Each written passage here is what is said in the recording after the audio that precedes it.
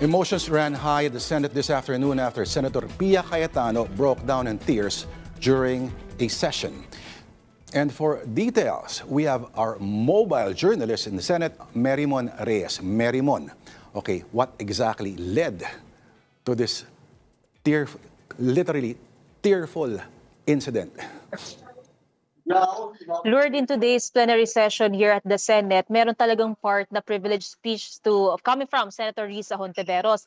And supposedly, that was tackling yung incident last week, yung naging exchange ng bullets, yung naging pagpitik ng barel either from the side of the OSAA and some agents of the NBI. Pero nauna kasi nagmanifest si Senator Erwin Tulfo, and he was actually recalling na lahat ng mga tao daw, especially yung mga nasa labas, nalilito pa. There's confusion sa kung ano ba talaga yung nangyari, a question on accountability and yung effectiveness ng sistema. Kaya ang naging manifestation kanina ni Senator Tulfo was to have an independent and an in-depth investigation pa sa mga nangyari. Senator Raffy Tulfo, kapatid ni Senator Erwin, sinegundahan niya ito. At ang gusto pa nga, ang final naman ni Senator Raffy is for a comprehensive training sa personnel ng Office of the Sergeant at Arms. Si Senator Risa Hontiveros, nung nakapag-privilege speech na siya, ang nilalaman kasi nito, again, confusion sa mga tao, yung justification nila na yung mga Senate minority members, kaya rin daw sila wala nung mga panahon na yun. Dahil nga, una, sinabi rin to ni Senator Erwin, supposedly may all-members caucus after ng session during that time, pero naging majority caucus na lang ito. So, in the hours, yung tapos na yung office hours nila, hindi naman na rin nila kailangang magstay, kaya sila umalis. Kaya sinasabi rin ni Senator Erwin kanina, pangit lang, hindi raw tama na merong claims na responsable daw itong mga senador ng walang basehan o ebidensya. Senator Risa Merimon, Hontiveros I think the word we're looking for is insinuations. Right? And Senator Risa Hontiveros was actually making mention kanina na hindi raw pwedeng kumilos ang upper chamber na para bang walang nangyari ngayon. And then later on, itong si Senator Pia Cayetano, she took to the floor an emotional recalling of what happened and what transpired last week. Nirerespeto niya raw yung experiences ng mga senador na nasa labas ng Senado during those times, pero ito raw yung experience and yung trauma na naranasan nilang mga senador na nandito sa Senado during that time. Let's listen to a part of the session and the emotional Senator Pia Cayetano. Takot na takot po ako na kailangan ko na magpaalam sa mga anak ko. Walang ni isa sa inyong nangamusta sa amin.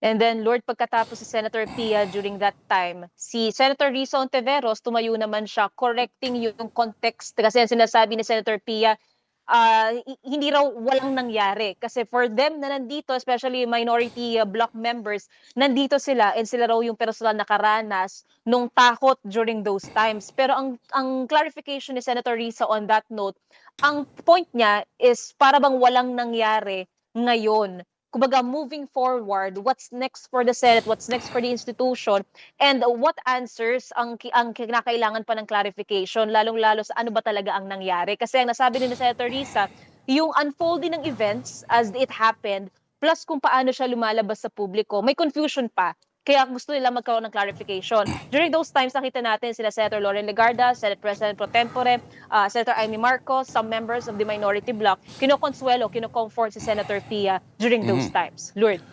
Oo. So, from last week's shooting incident, ngayon may mga luhaan, literal na may luhaan. Pero, so this basically stems from a misunderstanding of the phrase na para bang walang nangyari. As if ang impression kasi ni Senador Hontiveros ay parang nag-move on na lang ang upper chamber na hindi na binalikan itong isyong to, right? Parang gano'n, di ba? Na nag-manifest din initially nauna si Senator Tulfo. Tama, Lord, kasi itong members of the minority, ang gusto nila ay maging malinaw pa talaga. Ano ba talaga yung nangyari? Bakit nangyari? And later on, sa mga araw na ito, ano nang sunod? Kung may kailangan maging accountable, sino ang magiging accountable? And anong reforms ang kakailanganin para maiwasan na yung ganitong pangyayari? Kasi even Senator Sherwin Gatchalian, kahapon, ang sinasabi niya rin, mas maganda nga raw magkaroon ng independent investigation pa para maging fair. Hindi lang yung investigation na ginagawa on the side of the NBI, ng OSA or the Office of the Sergeant at Arms. Ito yung kailangan mas maging malinaw talaga. Kaya si Senator Raffy naman, na naging questions niya, trained daw ba talaga yung OSA personnel sa pag-handle ng ganong chaotic na situations or very anxious moments for people inside the Senate building or within the Senate premises. Kaya ang gusto nga ni Senator Raffy, comprehensive training sa OSA personnel. And after magsalita ni Senator Risa, to note, si Senator Rodante Marcoleta from the majority, gusto niya sana mag-interpellate. May few questions siya in mind, pero ang napagkasunduan ng Senado kanina so far is to defer it until by Monday next week sa session para raw mas may oras. Kasi ni-recognize pa kanina yung ilang mga atleta, may pending legislations pa na needed to be referred to their committees, respective committees. So hindi natuloy yung Q&A proper. And well, yung meet pa ng exchange of the senators from both blocks, we'll be anticipating that next week. Abuti naman kasi hahaba pa yan, ano? At mukhang maraming nakapila para magkomento or may manifestation tungkol sa nangyari nung isang linggo. Pero meron Yes. silang ilang araw. Bakit ngayon lang bigla naglalabasan ito mga to? Kahapon maraming oras or talagang pinuno ng mga pang-reference na lamang yung araw kahapon?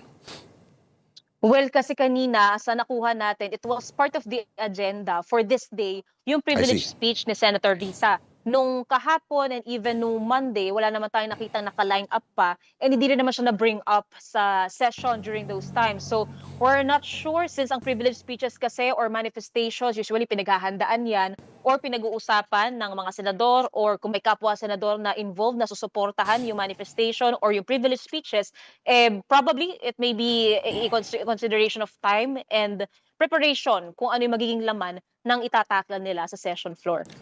Meron bang response ang at least anyone from the current majority doon sa sinabi ni Senator Tulfo against the insinuations that the minority may have suspiciously have something to do with it kasi they were glaringly absent when the quote-unquote incident happened?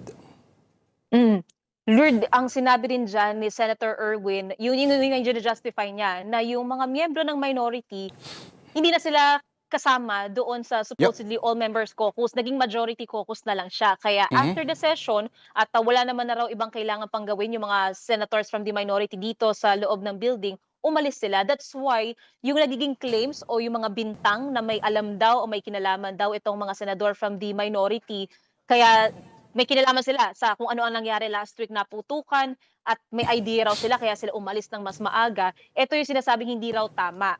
Lalo pat I walang believe ebidensya that's na nag-point dyan. And to add din yung sa case naman ni Sergeant at Arms General Mau Aplasca, kanina nakausap din ng media siya kasi nga may recommended charges against him and 10 of his personnel din. Ang nasabi dito ni General Aplasca, yung videos daw na ni-replay o tinignan ulit ng DILG din kasama ang palasyo kahapon, splice daw ang mga ito to show the narrative na wala raw ataking nangyari sa Senado. Whereas, ang sinasabi ng Senate leadership led by SP Alan Peter Cayetano, well, he still maintains his notion na the Senate was under attack during those times. Sabi ni General Aplasca, meron daw silang ilalabas na full copy or full documentation of what actually transpired during those times. Kailangan lang daw nilang konting oras o panahon to prepare this. Mukhang problematic to, Marymon, kung yung isang institusyon ay hindi kinikilala or kine-question yung proseso ng mga otoridad. Literally, it's the PNP, no? Na nagpakita kahapon at sinasabi nila, pinagdududahan nila na maaring splice daw ito. Siguro naman, kasi kailangan mong for brevity, di ba?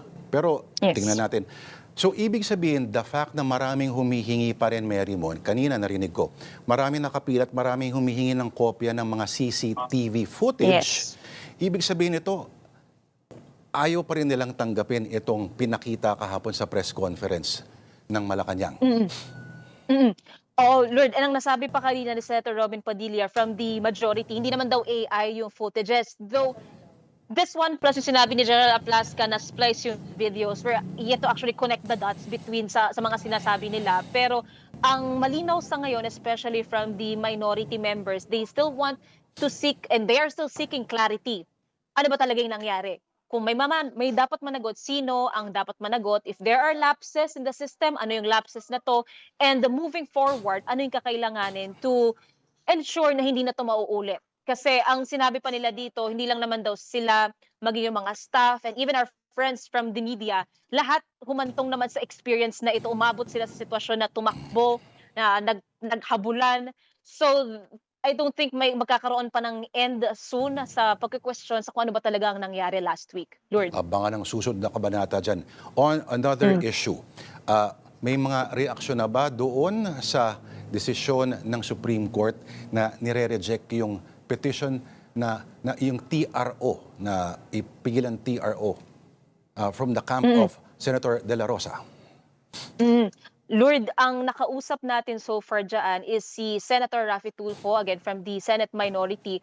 And ang sinasabi niya, well, yan daw yung lumabas sa desisyon ng Korte Suprema and he could only wish the best for Senator Bato de la Rosa. Yung TRO kasi ito yung dinadasal o hinihingi ng kampo ni Senator Bato na haharangin o mahaharang muna yung pagpapaaresto sa kanya batid nga ng arrest warrant from the International Criminal Court. Ito yung dahil daw siya ay named as co-perpetrator sa war on drugs or yung crimes against humanity na kasong kinakaharap ni former President Rodrigo Duterte.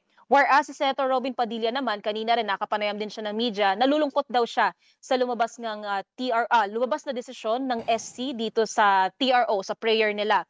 And then ang naging side naman ni Attorney Israelito Torreon, legal counsel ng senador, they respect the Supreme Court's decision pero they will be filing a motion for reconsideration kasi hindi pa raw tapos yung kanilang sinusubukang ipaglaban, lalo yung constitutional issues na kanilang gustong mabigyan ng pagsasatuwid. I think let's also listen into a part of Senator Raffy Tulfo's comment on this one.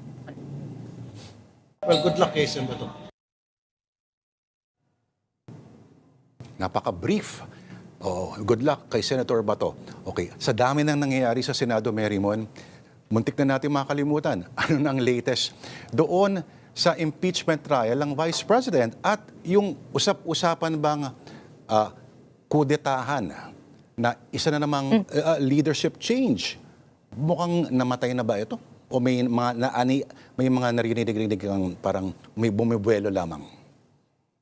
Lord, ang sinasabi ng liderato dito, ayaw niya raw talagang magsalita ng tapos. Kung ang alam niya, solid at intact pa ang majority, may pressure pa rin daw. Ito yung sinasabi rin na sa atin, and ito yung lagi natin nababanggit sa mga lumipas na araw na yung usapan pa rin ng kudeta, hindi siya nawawala. Tulad last week, ang sinabi ng during that time majority, hindi pa raw nakukuha ng minority yung numbers nila.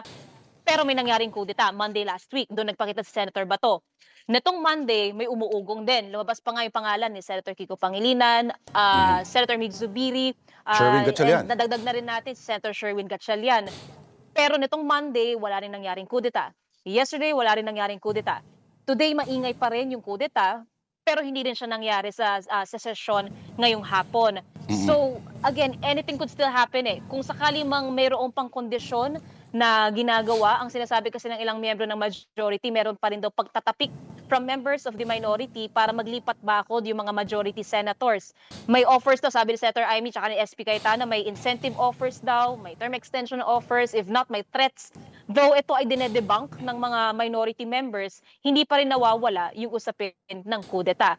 And ang isang lumulutang pang pangalan to that is si former Senate President Chis Escudero. Pero yesterday and today, hindi pa natin siya nakikita sa session floor.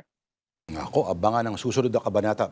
But Marymon, before I let you go, sino-sino pa yung mga senador? Nakita natin yung isa na umiyak din ay si Senador Loren Legarda. I'm sure kung nanonood kanina yon si Senator Bato de la Rosa na mababaw ang luha, alam natin yan, malamang ilumuha rin yon. Pero sino pa yung mga hindi na huli ng kamera na naging emosyonal? Lord, kanina nasa may harapan kasi tayong part kung saan tumayo si Senator Pia Cayetano and then katapat niya si Senator Risa Hontiveros, harapan na part yan ng session floor facing the rostrum. Ang nakita natin nung umupo si Senator Pia, lumapit nga sa kanya si Senator Lauren Legarda, Senate President pro tempore, offering her tissue to wipe her tears. Si Senator Camille Villar, nakita natin lumapit, Senator Amy Marcos, and on the side of the minority members, ito kasi majority sila yung lumalapit kay Senator Pia, nakaupo lang na nakita natin sina Senator Risa, Senator Ping, Senator Tito Soto nung na-raise niya lang kung kailangan daw bang magkaroon ng specific committee to handle this one, yung investigation, or gagawa ba ng committee as a whole to do the investigation or yung legislative inquiry. Yung ibang mga senador nakita natin either nakaupo lang sila or nag-uusap-usap. Si Senator Joel Villanueva, nakita rin natin, naglilibot din siya, nakikipag-usap sa ilang mga miyembro ng senador.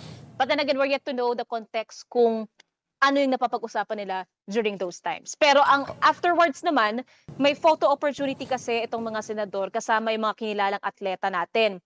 And nagkatabi si Senator Pia Cayetano and si Senator Risa Hontiveros. And ang nakuha nating info, di naman daw sila nagkausap pero parang okay naman daw sila. The usual, kung magkatabi, okay, wala namang kailangan pang ipakita na away asot pusa. But then again, we'll wait sa mga susunod na araw.